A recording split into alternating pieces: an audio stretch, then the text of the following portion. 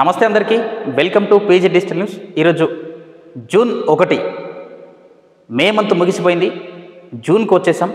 June 1వ తేదీ ప్రధాన వార్తలు ఏమున్నాయో ఈరోజు చూద్దాం. ఆంధ్రజ్యోతి పేపర్తో మొదలు పెడదాం. మన యుద్ధ విమానాలు కూలటం నిజమే, 6ంటిని కూల్చామన్న పాక్ ప్రకటన తప్పు, వ్యూహపరమైన తప్పిదం జరిగింది, వెంటనే సరిదిద్దాం. 2 రోజుల్లోనే అన్ని విమానాలు ఎగిరి పాక్ను దెబ్బకొట్టాయి. ఆ దేశానికి చైనా ఇచ్చిన గగనతల వ్యవస్థలు పనిచేయలేదు. Chief of defence staff general Anil Chauhan వెల్లడి. ఫైటర్లు కూలాయని తొలిసారి అధికారికంగా అంగీకారం. పాకిస్తాన్ చెబుతున్న 6 విమానాలను కూల్చామన్న సంఘటన ఏదైతే ఉందో అవన్నీ కూడా తప్పిదాలని చెప్పి, కూలిన మాట వాస్తవమే కానీ 6 వరకు కూలలేదని చెప్పి కూడా సిడిఎస్ గారు అనిల్ చౌహాన్ గారు చెప్పడం జరిగింది. ఒకసారి చూసే ప్రయత్నం చేద్దాం. మిగతాది 2వ పేజీలో.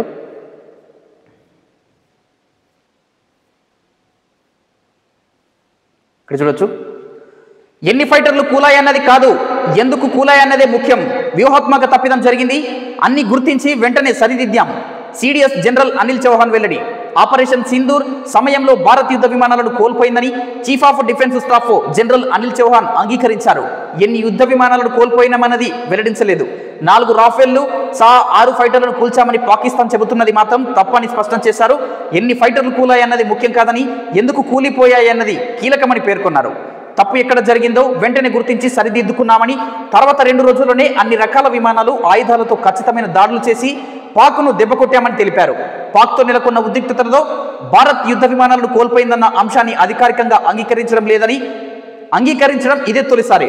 శనివారం సింగపూర్లో జరిగిన షాంగ్రీ లా డైలాగ్ సెక్యూరిటీ ఫోరం సదస్సుకు హాజరైన సిడిఎస్ అనిల్ చౌహాన్ అక్కడ బ్లూంబర్గ్ టీవీకి రైటర్స్కు విడిగా ఇంటర్వ్యూలు ఇచ్చారు. ఈ సందర్భంగా 6 భారత యుద్ధ విమానాలు కూల్చామని పాకిస్తాన్ ప్రధాని షెహబాజ్ షరీఫ్ చేసిన ప్రకటనను ప్రస్తావించగా, ఎన్ని విమానాలు కూలయ్యన్నది ముఖ్యం కాదు, ఎందుకు కూలిపోయాయి, తప్పెక్కడ జరిగిందన్నది ముఖ్యం. సింగపూర్లో జరిగిన ఒక కార్యక్రమంలో సిడిఎస్ అనిల్ చౌహాన్ గారు హాజరు కావడం జరిగింది. పాకిస్తాన్ చెబుతున్న విషయాలు తప్పులని, ఏవైతే 6 ఫైటర్ జట్లను కూల్చామన్న విషయాలు పాకిస్తాన్ చెబుతుందో అవన్నీ కూడా అసత్యాలు, తప్పుడు ప్రచారాలు. విమానాలు కూలిన మాట వాస్తవమేనని కానీ 6 వరకు కూలాయన్నది అవాస్తవం అని చెప్పి కూడా ఆయన కొట్టిపారేశారు. వెంటనే ఏవైతే తప్పిదాలు జరిగాయో ఆ తప్పిదాలను వెంటనే సరిదిద్దుకొని మళ్ళీ 2 రోజుల్లోనే అన్ని విమానాలను ఆయుధాలను సమకూర్చుకొని సమర్థవంతంగా సింధూర్ను చేపట్టినట్లు కూడా ఆయన పేర్కొన్నారు.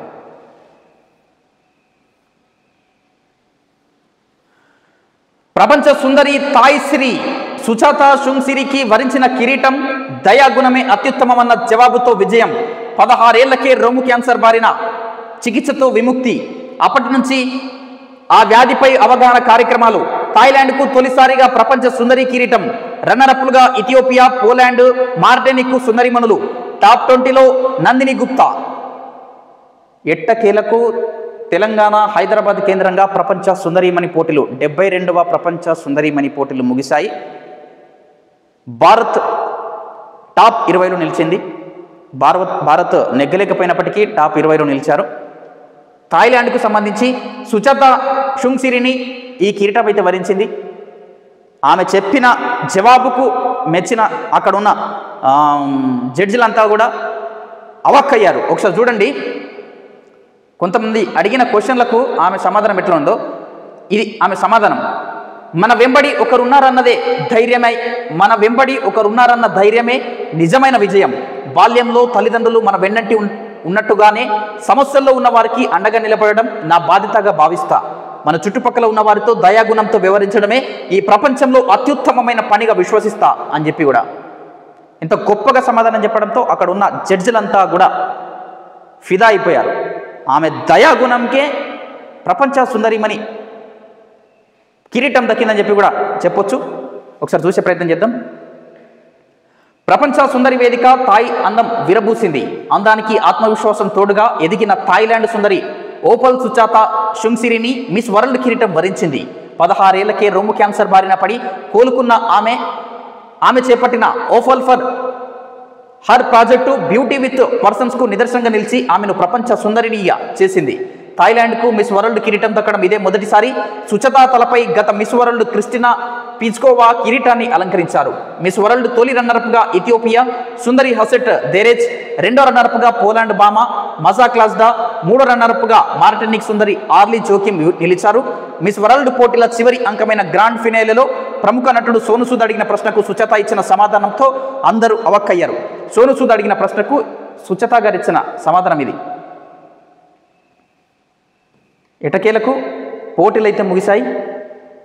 సో ఇది ప్రపంచ సుందరిమణి పోటీలకు సంబంధించి ముఖ్యమంత్రి గారు కూడా హాజరు కావడం జరిగింది. ఇంకో వార్త, కేసీఆర్కు నోటీసులు అంటే తెలంగాణకు ఇచ్చినట్లే, ఆయనపై ఈగ వాలిన ఊరుకోం, కాళేశ్వరం కమిషన్ నోటీసులకు వ్యతిరేకంగా 4న ఇందిరా పార్క్ వద్ద ధర్నా, కేసీఆర్కు బీఆర్ఎస్ జాగృతి 2 కళ్ళు, తెలంగాణ జాగృతితో ఎస్సీ ఎస్టీ ముస్లిం సిక్కు క్రిస్టియన్ విభాగాలు ఏర్పాటు చేస్తాం, బీసీ బిల్లులపై కేంద్రం తాత్సార్యం, బీజేపీకి సిగ తగిలేలా ఉద్యమిస్తాం, కవిత, జాగృతి నూతన కార్యాలయం ప్రారంభం. ఇక్కడ చూడొచ్చు, కవిత గారు కేసీఆర్కు నోటీసు ఇచ్చుడంటే తెలంగాణ యావత్ తెలంగాణకు నోటీసులు ఇచ్చుడే అని చెప్పి కూడా కాళేశ్వరం ప్రాజెక్టు విషయంలో కాళేశ్వరంపై ఏర్పాటు చేసిన కమిషను ఇటీవల కేసీఆర్కు నోటీసులు ఇచ్చిన విషయం మనకు తెలిసిందే. హరీష్ రావుకు కూడా నోటీసులు ఇచ్చారు, కేసీఆర్కు కూడా ఇచ్చారు. ఈ నెల 5వ తేదీన కేసీఆర్ కమిషన్ ముందు హాజరు కానున్నారు. ఈ విషయంలో బీఆర్ఎస్ పార్టీ ఎందుకు స్పందించడం లేదని గత కొన్ని రోజులుగా ఎమ్మెల్సీ కవిత గారు కూడా స్పందించి ప్రశ్నించిన నేపథ్యం మనం చూసాము. ఇప్పుడు చూస్తే కేసీఆర్కి ఇచ్చిన నోటీసులు యావత్ తెలంగాణకి ఇచ్చినట్లే అని చెప్పి కూడా కవిత గారు చెప్తున్న పరిస్థితి. ఒకసారి మిగతాది 7వ పేజీలో చూసే ప్రయత్నం చేద్దాం. జాగృతి నూతన కార్యాలయం ప్రారంభం, బీఆర్ఎస్ అధినేత కేసీఆర్ తెలంగాణ జాతిపిత అని ఆయనకు నోటీసులు ఇవ్వడం అంటే యావత్తు తెలంగాణకు నోటీసులు ఇచ్చినట్లేనని తెలంగాణ జాగృతి అధ్యక్షురాలు ఎమ్మెల్సీ కల్వకుంట్ల కవిత అన్నారు. కేసీఆర్పై ఈగ వాలినా తాము ఊరుకోబోమని హెచ్చరించారు. కేసీఆర్కు బీఆర్ఎస్ పార్టీ ఒక కన్నైతే తెలంగాణ జాగృతి మరో కన్నని తెలిపారు. కాళేశ్వరం కమిషన్ కేసీఆర్కు నోటీసులు ఇవ్వడాన్ని నిరసిస్తూ ఈ నెల 4న ఇందిరా పార్క్ వద్ద మహాధర్నా చేపడుతున్నట్లు ప్రకటించారు. శనివారం బంజారా హిల్స్లోని తన నివాసం సమీపంలో తెలంగాణ జాగృతి నూతన కార్యాలయాన్ని కవిత ప్రారంభించారు.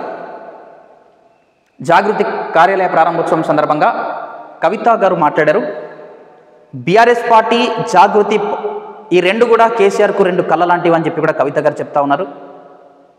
కానీ మరి బీఆర్ఎస్ పార్టీలో ఆమెకు ప్రాధాన్యత లేకుండా పోయింది. కేసీఆర్ విషయంలో కూడా మరి కేసీఆర్ కూడా స్పందించినట్లుగా కనిపిస్తలేదు.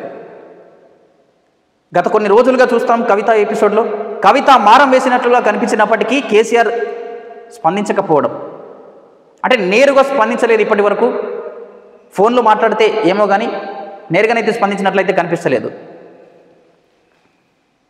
కొత్త కార్యాలయం అయితే ప్రారంభం జరిగింది. మరి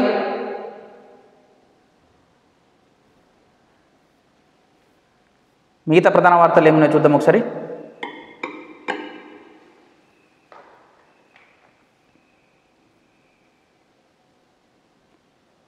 అత్యాధునిక సౌకర్యాలతో గోశాలలు ఒక్కొక్కటి 50 ఎకరాల విస్తీర్ణంలో ఏర్పాటు, ప్రణాళిక రూపకల్పనకు ప్రత్యేక కమిటీ, ధార్మిక సంస్థలను భాగస్వాములను చేసే అంశాన్ని పరిశీలించాలి సీఎం రేవంత్.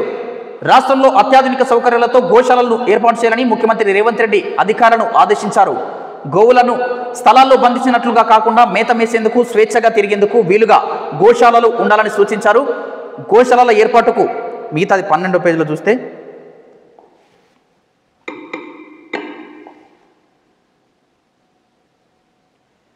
గోశాలల ఏర్పాటుకు సంబంధించి కమిటీని ఏర్పాటు చేయాలని, నిర్ణీత గడువులోగా కమిటీ పూర్తి స్థాయి ప్రణాళికతో రావాలని అన్నారు. రాష్ట్రంలో గోశాలల అభివృద్ధి, నిర్వహణ, సంరక్షణపై శనివారం కమాండ్ కంట్రోల్ సెంటర్లో అధికారులతో ముఖ్యమంత్రి సమీక్ష నిర్వహించారు. తెలంగాణ రాష్ట్రంలో గో సంరక్షణ నిమిత్తం గోశాలలను ఏర్పాటు చేయనున్నట్లుగా ముఖ్యమంత్రి గారు నిర్ణయించారు. ఈ మేరకు ఒక కమిటీ కూడా ఏర్పాటు చేశారు. దాదాపు అంటే ఇరికిరుకుగా కాకుండా దాదాపు 50 ఎకరాల భూమితో గోశాలలను ఏర్పాటు చేయనున్నట్లు కూడా తెలుస్తుంది. అదేవిధంగా ఇందులో ధార్మిక సంస్థలను కూడా నిర్వహణ నిమిత్తం ఇన్వాల్వ్ చేయనట్లు కనిపిస్తూ ఉంది. ఒకసారి చూసే ప్రయత్నం చేద్దాం. ఈ సందర్భంగా సీఎం మాట్లాడుతూ గోవుల సంరక్షణ నిర్వహణ సులువుగా ఉండేందుకు వీలుగా గోశాలల ఏర్పాటు ఉండాలన్నారు. మొదటి దశలో రాష్ట్రంలోని వెటర్నరీ యూనివర్సిటీ కాలేజీలు, వ్యవసాయ యూనివర్సిటీ కాలేజీలు, దేవాలయాలకు సంబంధించిన భూముల్లో గోశాలలు ఏర్పాటు చేయాలని ఆదేశించారు. ఇందుకోసం అందుబాటులో ఉన్న స్థలాలను గుర్తించాలని, కనీసం 50 ఎకరాల విస్తీర్ణానికి తగ్గకుండా గోశాలలు ఉండేలా చర్యలు తీసుకోవాలని సూచించారు. నిర్వహణ సంరక్షణలో ధార్మిక సంస్థలను భాగస్వాములను చేసే అంశాన్ని పరిశీలించాలన్నారు. గోశాలల నిర్మాణం, నిర్వహణ, సంరక్షణకు సంబంధించి పూర్తి స్థాయి బడ్జెట్ అంచనాలతో ప్రణాళికలు రూపొందించాలని పేర్కొన్నారు. రంగారెడ్డి జిల్లా మొయినాబాద్ మండలం ఎంకేపల్లిలో ఏర్పాటు చేయనున్న గోశాలకు సంబంధించి పలు డిజైన్లను ఈ సందర్భంగా ముఖ్యమంత్రి పరిశీలించారు. షెడ్ల నిర్మాణం, ఇతర డిజైన్లలో పలు మార్పులను సూచించారు.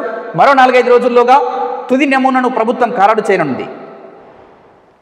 గోశాలల ఏర్పాటు ఇది ప్రతిష్టాత్మకమని చెప్పొచ్చు. మూగజీవాల నిమిత్తం దాదాపు 50 ఎకరాల విస్తీర్ణంతో కూడిన గోశాలలను ఏర్పాటు చేయనున్నారు. ఇందుకు సంబంధించి సంసిద్ధం అవుతా ఉన్నారు. గొప్ప విషయం అనే చెప్పొచ్చు ఇది గో ప్రేమికులకు, జంతు ప్రేమికులకు. మిగతా వార్తలు ఏమున్నాయో ఒకసారి చూసే ప్రయత్నం చేద్దాం.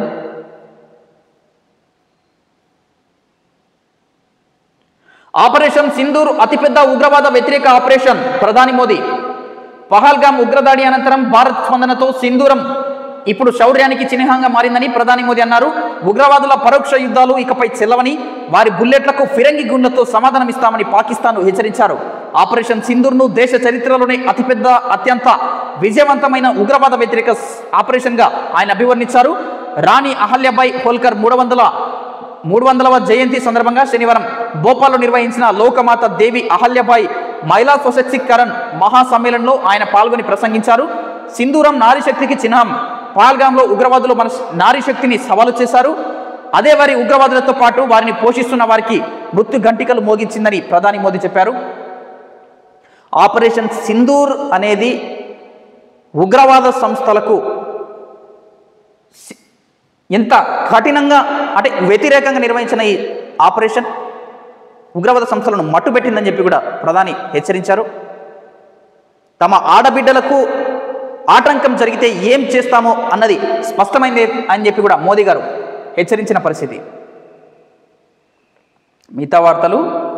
10న దేశవ్యాప్త బంద్కు నక్సల్స్ పిలుపు.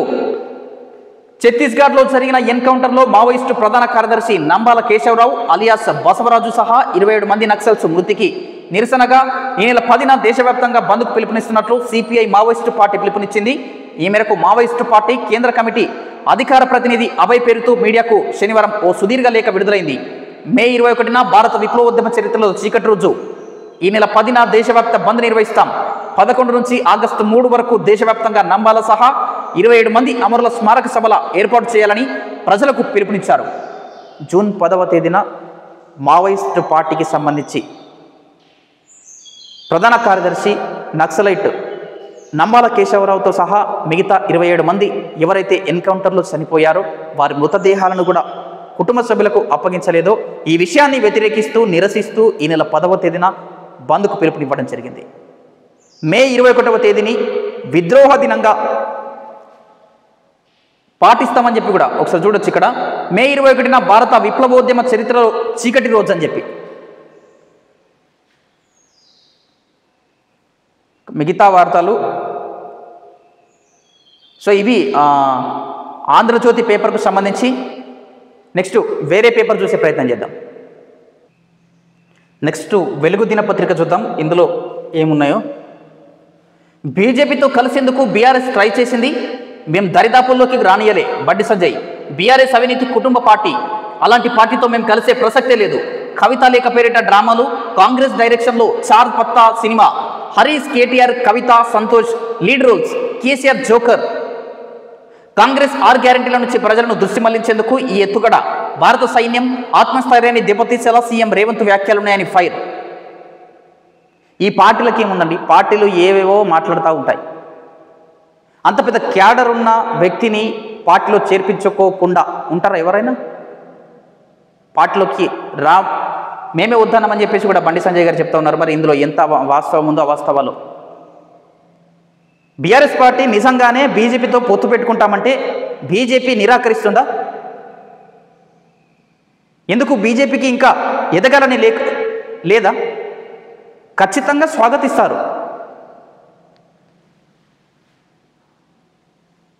కవితను అరెస్టు చేయకుండా ఉండేందుకు బీజేపీలో కలవాలని బీఆర్ఎస్ ప్రయత్నించిందని కేంద్ర మంత్రి బండి సంజయ్ అన్నారు.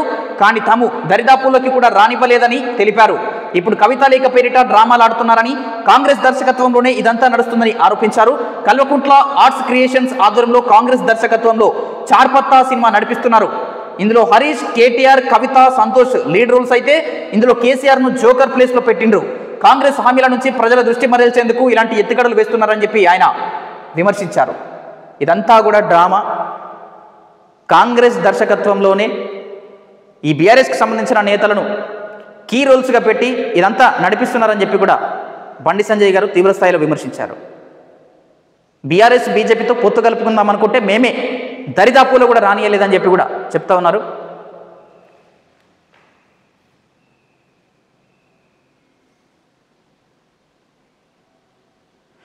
బీజేపీలో బీఆర్ఎస్ విలీన ప్రచారం కొందరి కుట్ర, పార్టీని బలహీనపరిచేందుకు అసత్య ప్రచారాలు చేస్తున్నారు. మధుసూదనాచారి, కవిత చెప్పిన విషయాల గురించి ఆమెను అడగండి. బీఆర్ఎస్ నకు సమర్థవంతమైన కేసీఆర్ నాయకత్వం ఉంది, ఆయన సరైన సందర్భంలో సరైన నిర్ణయం తీసుకుంటారని చెప్పి కామెంటు. మా పార్టీని విలీనం చేయాలని బీజేపీలు బెదిరించారు, లేదంటే కవితపై కేసు పెడతామన్నారు మాజీ మంత్రి శ్రీనివాస్ గౌడ్. కేసీఆర్ ఒప్పుకోకపోవడంతోనే కవితపై కేసు పెట్టారు, ఆమెను నానా కష్టాలకు గురి చేశారు. బీజేపీలో బీఆర్ఎస్ విలీనం ఎప్పటికీ ఉండదని వెల్లడి. సో బీఆర్ఎస్ నేతలు ఒక్కొక్కరుగా స్పందిస్తూ ఉన్నారు. బీజేపీలో బీఆర్ఎస్ కలపడం ఇదంతా కూడా కొందరి కుట్ర అని చెప్పి కూడా ఖండిస్తున్నారు. అసలు బీజేపీలో చేరే ప్రసక్తే లేదని చెప్పి మాజీ మంత్రి శ్రీనివాస్ గౌడ్ గారు చెప్తున్న పరిస్థితి ఏంటంటే, గతంలో కవితపై కేసు విషయంలో బీజేపీలో చేరకపోతే కవితపై కేసు పెడతామని చెప్పి బెదిరించారని చెప్పి కూడా ఆయన విమర్శిస్తూ ఉన్నారు. ఆస్తుల పంపకాల్లో తేడాతోనే రోడ్డున పడ్డారు. కవిత ఇష్యూ కేసీఆర్ ఫ్యామిలీ పంచాయతీ మహేష్ గౌడ్. ఇక రాజకీయ ముఖ చిత్రంలో బీఆర్ఎస్ ఉండదు, బీజేపీ బీఆర్ఎస్ చీకటి ఒప్పందాన్ని కవిత బయటకు తీశారు. ఆమె వ్యాఖ్యలను బీజేపీ ఎమ్మెల్యే రాజాసింగ్ సమర్థించిండు. రాజాసింగ్ ప్రశ్నలకు కిషన్ రెడ్డి, బండి సంజయ్ సమాధానం చెప్పాలి. బండి సంజయ్ యువ మోర్చా లీడర్ల మాట్లాడుతున్నారని ఫైర్. తెలంగాణలో రాజకీయం హీటెక్కిందనే చెప్పొచ్చు. ఎన్ని విమర్శలు, ప్రతి విమర్శలు, ప్రతి పార్టీలో వివాదాలు కొనసాగుతూ ఉన్నాయి. అటు బీజేపీలో కూడా చూసాం మనము. హిందూ టైగర్గా పిలువబడే గోషమహల్ ఎమ్మెల్యే రాజాసింగ్ గారు బీజేపీ పార్టీ విషయంలో కొంత బీజేపీ పార్టీలోనే దొంగలున్నారని చెప్పి కూడా, దొంగలంతా ఒకటయ్యారని చెప్పి కూడా నిన్న కీలకంగా మాట్లాడిన విషయం కూడా మనం చూసాము. అటు బీజేపీలో ఏం జరుగుతుంది, మరి బీఆర్ఎస్లో ఏం జరుగుతుంది? తెలంగాణలో రాజకీయ రగడ రాజుకుంది, రాజకీయాలు హీటెక్కుతా ఉన్నాయి. ఈ పార్టీలు, ఈ రగడంతా కూడా ఎక్కడికి చేరుతుందో, మరి పార్టీల చీలిక వరకు చేరుతుందా, పార్టీలలో అంతర్యుద్ధం కొనసాగుతుందని చెప్పొచ్చు.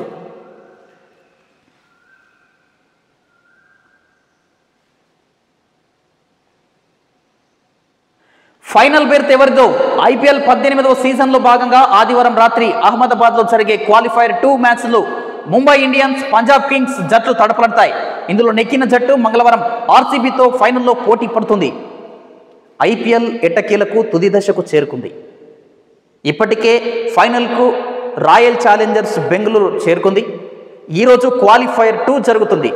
ఈరోజు రాత్రి ఏ మ్యాచ్లు అంటే Punjab Kings versus Mumbai Indians తలపడనున్నాయి. ఇందులో గెలిచిన జట్టు ఆర్సీబీతో మంగళవారం జరిగే ఫైనల్ మ్యాచ్లో తలపడతాయి. ఐపీఎల్ ఎట్టకేలకు ఫైనల్కు చేరేసుకుంది.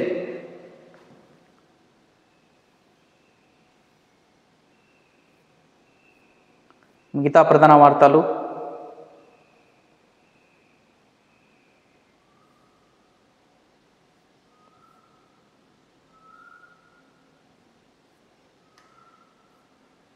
సో ఇవన్నీ కూడా మొత్తం వెలుగు పేపర్లో రాజకీయాలకు సంబంధించిన వార్తలే ఉన్నాయి. ఇక్కడ చూడొచ్చు. కొత్తగా 27 లక్షల మందికి రేషన్, 10 ఏళ్ల పెండింగ్ అప్లికేషన్లకు కాంగ్రెస్ సర్కార్లో మోక్షం, మరో 2 లక్షల కొత్త రేషన్ కార్డులకు గ్రీన్ సిగ్నల్. రాష్ట్రంలో 91.83 లక్షలకు చేరిన రేషన్ కార్డులు. రాష్ట్రంలో రేషన్ కార్డుల సంఖ్య గణనీయంగా పెరిగింది. గతంలో 2.83 కోట్ల మంది లబ్ధిదారులుండగా తాజాగా వారి సంఖ్య 3.10 కోట్లకు చేరింది. కాంగ్రెస్ సర్కార్ హయాంలో రేషన్ లబ్ధిదారుల ఎంపిక కోసం చేపట్టిన ప్రక్రియ ద్వారా కేవలం 3 నెలల కాలంలోనే 27 లక్షల మందికి పైగా కొత్త అర్హత సాధించారు. అదేవిధంగా రేషన్ కార్డులు గతంలో కంటే మరో 2 లక్షలు పెరిగాయి.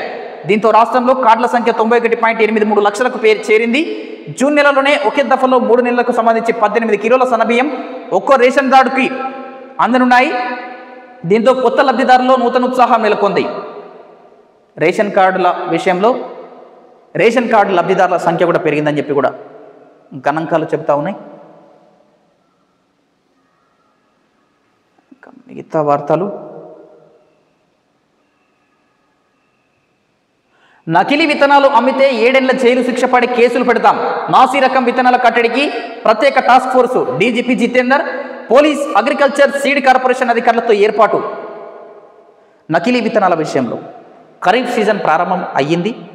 ఈ నేపథ్యంలో రైతులను మోసగించే కేటుగాళ్ళు మార్కెట్లోకి వస్తుంటారు.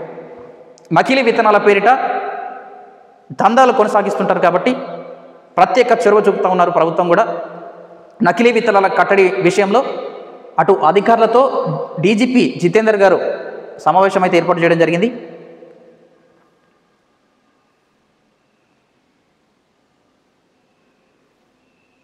అత్యాచార కేసులో కర్నల్కు యావజ్జీవ శిక్ష రద్దు. కింది కోర్టు తీర్పును కొట్టివేసిన హైకోర్టు. వెజెక్టమీ చేయించుకున్న కర్నల్తో గర్భం ఎలా వస్తుందని ప్రశ్నించిన బెంచ్ సాక్ష్యాధారాలను సమర్పించడంలో ప్రాసిక్యూషన్ ఫెయిల్ అయిందని వెల్లడి. అత్యాచార కేసులో హైదరాబాద్ షామీర్పేట్ డిఆర్డీఓ అడ్మినిస్ట్రేటివ్ అధికారి కర్నల్ రిషి శర్మకు కింది కోర్టు విధించిన యావజ్జీవ కారాగార శిక్షను హైకోర్టు రద్దు చేసింది. పరిస్థితుల ఆధారంగా కేసు నిరూపణకు అవసరమైన ఆధారాలు సమర్పించడంలో ప్రాసిక్యూషన్ విఫలమైందని పేర్కొంది. యావజ్జీవ కారాగార శిక్షణ అయితే రద్దు చేయడం జరిగింది ఈ కేసు విషయంలో.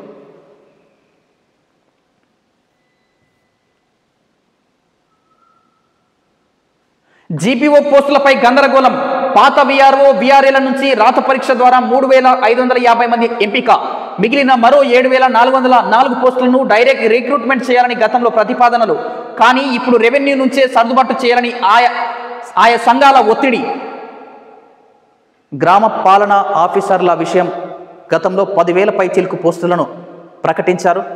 అందులో దాదాపు 3,550 మంది పోస్టులను పాత వీఆర్ఏ వీఆర్ఓలతో భర్తీ చేశారు. మిగతా పోస్టులకు డైరెక్ట్ రిక్రూట్మెంట్ చేస్తారని చెప్పి అభ్యర్థులంతా కూడా ఎదురు చూస్తూ ఉన్నారు. కానీ ఇందులో మరో గందరగోళం తెరపైకి రావడం జరుగుతుంది. కొన్ని సంఘాల డిమాండ్ చేస్తున్నాయట. మరి ఏ సంఘాలు అవి? లేదంటే సొంత ఎజెండానా?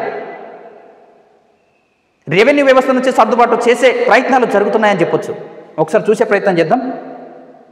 కొత్తగా మంజూరు చేసిన గ్రామ పాలనాధికారి పోస్టుల భర్తీపై గందరగోళం నెలకొంది. మొత్తం 10,954 పోస్టులను భర్తీ చేయాలని ప్రభుత్వం నిర్ణయించగా పాత వీఆర్ఓ వీఆర్ఏల నుంచి రాత పరీక్ష ద్వారా ఇప్పటికే 3,550 మందిని ఎంపిక చేశారు. మిగిలిన 7,404 పోస్టులను డైరెక్ట్ రిక్రూట్మెంట్ ద్వారా భర్తీ చేయాలని మొదట ప్రతిపాదనలు ఉన్నప్పటికీ ఇప్పుడు రెవెన్యూ శాఖ నుంచే సర్దుబాటు చేయాలని రెవెన్యూ ఉద్యోగ సంఘాలు ఒత్తిడి తెస్తున్నాయి. దీంతో కొత్త ఉద్యోగాల కోసం ఎదురు చూస్తున్న నిరుద్యోగుల్లో ఆందోళన నెలకొంది. అసలు మిగిలిన పోస్టుల భర్తీ ఎలా జరుగుతుందన్న దానిపై స్పష్టత కోరబడింది. జూన్ 2 నుంచి 35% గ్రామాల్లో మాత్రమే జీపీఓల సేవలు అందుబాటులోకి రానున్నాయి. మిగిలిన 65% గ్రామాలకు జీపీఓలు అందుబాటులో ఉండరు. దీంతో వాళ్ళను ఎలా సర్దుబాటు చేస్తారో అనే ఆసక్తి నెలకొంది. వాస్తవానికి గ్రామాల్లో రెవెన్యూ వ్యవస్థ పునరుద్ధరణకు ప్రభుత్వం గ్రామ పాలనాధికారి పోస్టులను క్రియేట్ చేసింది. మొత్తం 10,954 పోస్టులు అవసరమని అంచనా వేయగా ఈ పోస్టుల భర్తీ ప్రక్రియపై సందిగ్ధత నెలకొంది. రాష్ట్ర ప్రభుత్వం, రాష్ట్ర సంబంధిత మంత్రిత్వ శాఖ వెంటనే స్పందించాలి. ఈ విషయంలో డైరెక్ట్ రిక్రూట్మెంట్ చేస్తారా లేదంటే రెవెన్యూ శాఖ నుంచి సర్దుబాటు చేస్తారా అని చెప్పి రెవెన్యూ శాఖ నుంచి ఉద్యోగ సంఘాలు కూడా ఒత్తిడి తెస్తున్నాయట. మరి ఇది ఎంతవరకు వాస్తవమో అవాస్తవమో తెలియట్లేదు. డైరెక్ట్ రిక్రూట్మెంట్ చేయకపోతే చాలామంది కొత్త అభ్యర్థులు నష్టపోతారండి. ఎన్నో ఏళ్లుగా ఎదురు చూస్తూ ఉన్నారు. నోటిఫికేషన్లు విడుదల చేసిన నోటిఫికేషన్లలో అరకొరగా పోస్టులు ఉండడంతో చాలామంది చాలా వరకు మానసికంగా ఒత్తిడికి గురవుతున్నారు.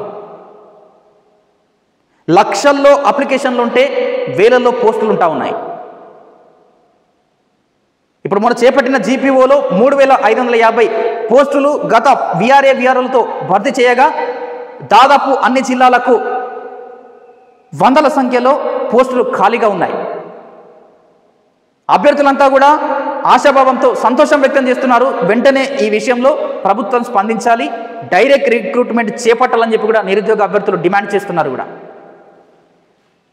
ఒకసారి చూసే ప్రయత్నం చేద్దాం. మారిన రెవెన్యూ ఉద్యోగుల స్వరం. గ్రామ పాలనాధికార పోస్టులో సగం పోస్టులను డైరెక్ట్ రిక్రూట్మెంట్ పద్ధతిలో చేపట్టి మిగిలిన సగం పోస్టులకు వివిధ శాఖల్లో అడ్జస్ట్ చేసిన పాత వీఆర్ఓ వీఆర్ఏలను తీసుకోవాలని మొదట్లో సర్కార్ భావించింది. మధ్యలో సర్వీస్ విషయంలో వ్యతిరేకత రావడంతో మొత్తం పోస్టులను డైరెక్ట్ రిక్రూట్మెంట్ ద్వారానే భర్తీ చేయాలనే నిర్ణయానికి వచ్చింది. ఆలోగా పాత వీఆర్ఓలు వీఆర్ఏల అరువుల నుంచి అప్లికేషన్ను తీసుకోగా కేవలం 4,558 మంది అప్లై చేశారు. ఈ జీపీఓ పోస్టులు తెరపైకి వచ్చినప్పుడే అదే శాఖ నుంచి ఉద్యోగుల అంతా కూడా తమ సర్వీస్ కోల్పోతాము, ఈ పోస్టులలో పాత పద్ధతిని వీడాలని చెప్పి కూడా డిమాండ్ చేశారు. పోస్టులన్నీ కూడా డైరెక్ట్ రిక్రూట్మెంట్ చేయాలని చెప్పి కూడా చెప్పారు. ఈ విషయాన్ని పరిగణలోకి తీసుకుంటే ఎవరైతే ఉద్యోగస్తులు డైరెక్ట్ రిక్రూట్మెంట్ చేయాలని డిమాండ్ చేశారో మరి వాళ్ళే ఇప్పుడు ఎందుకు అడ్డుపడతారు? చిన్న లాజిక్ కదా. డైరెక్ట్ రిక్రూట్మెంట్ చేపట్టాలని డిమాండ్ చేసిన వారే ఇప్పుడు డైరెక్ట్ రిక్రూట్మెంట్ చేపట్టద్దు, అదే శాఖలో అడ్జస్ట్ చేయాలని చెప్పి కూడా ఉద్యోగుల నుంచి ఒత్తిడి వస్తున్నట్లుగా కూడా వార్తలు వస్తున్నాయి. ఇది ఎంతవరకు సమంజసం, ఎంతవరకు వాస్తవం? ఇంకోసారి పూర్తిగా చూసే ప్రయత్నం చేద్దాం. పరీక్షకు 4000 మంది మాత్రమే అటెండ్ కాగా అందులో 3550 మంది ఎంపికయ్యారు. ఇప్పుడు మిగిలి ఉన్న పోస్టుల సంగతి ఏమిటనే ఆందోళన కొనసాగుతోంది.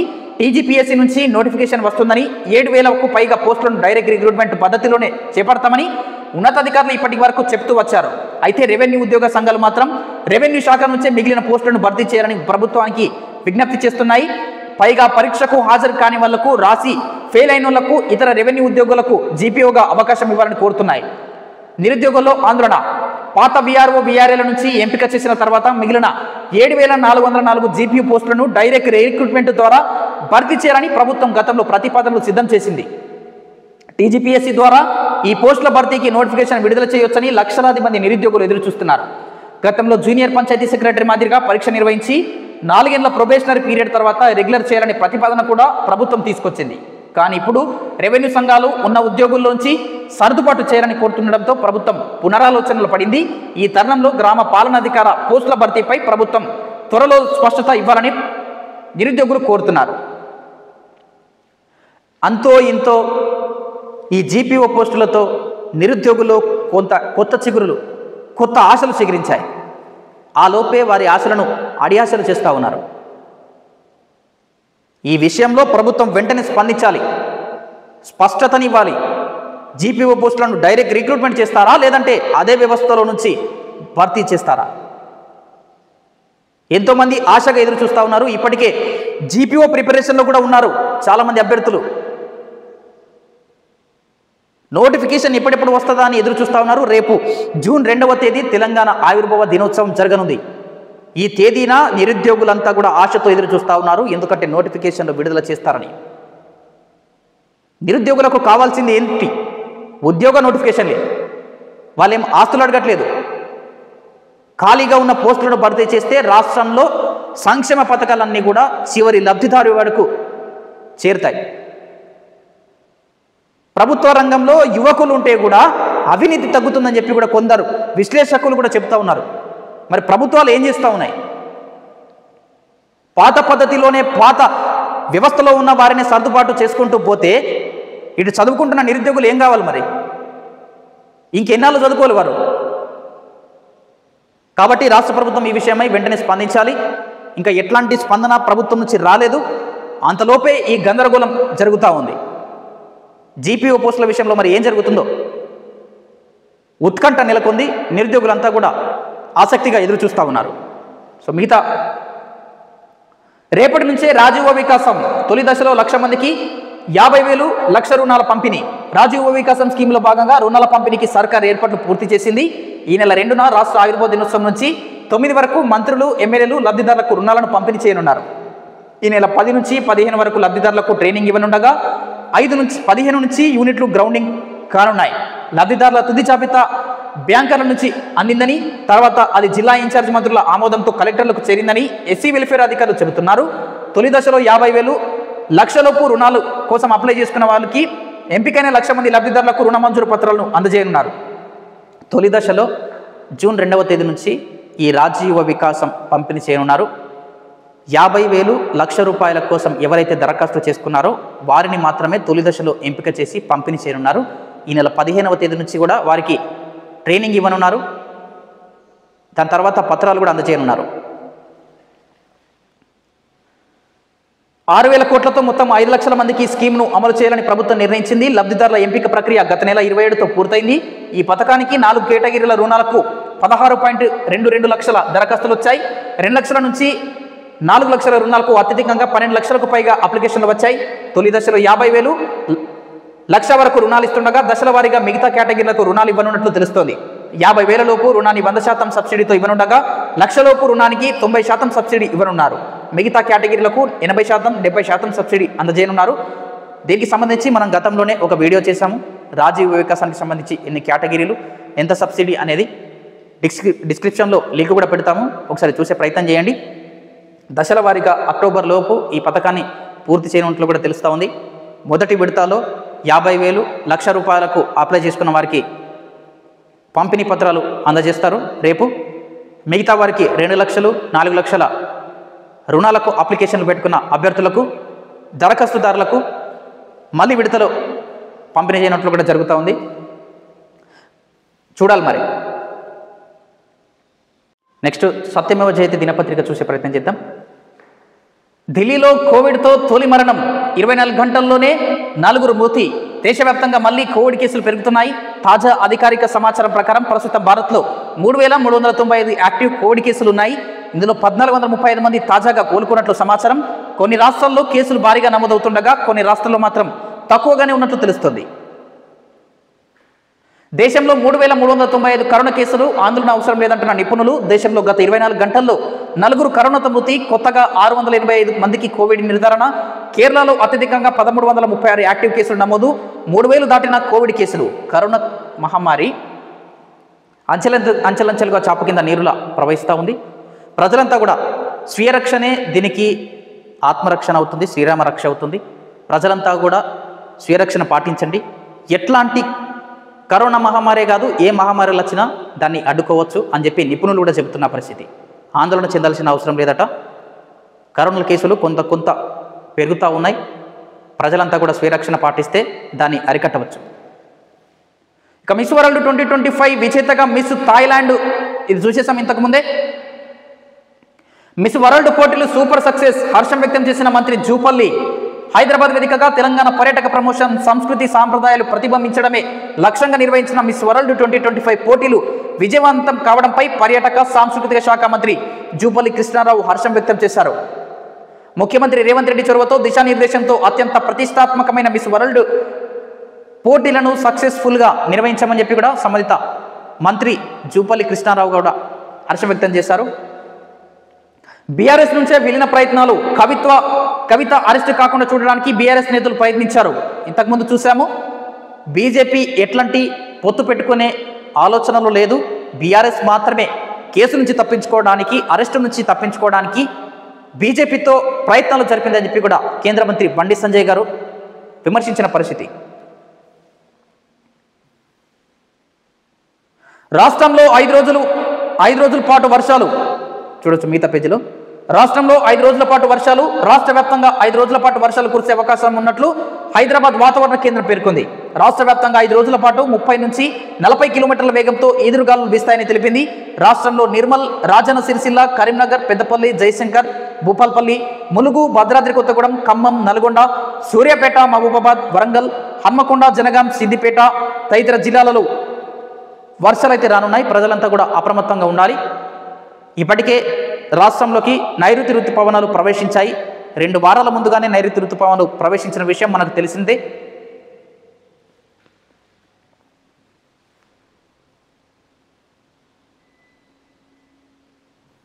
మిగతా వార్తలు